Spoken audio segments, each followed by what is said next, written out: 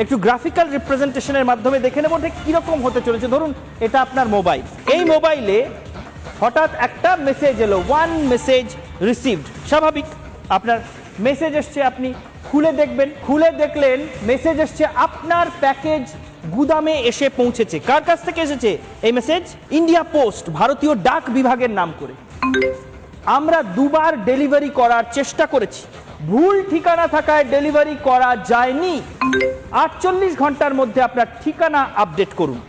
ঠিকানা আপডেট করতে ক্লিক করুন এই লিংকে। যদি ভুল করে একবার ক্লিক করে ফেলেন এই লিংকে, ব্যাস ডেবিট 56,000 টাকা, ডেবিট 82,705 টাকা।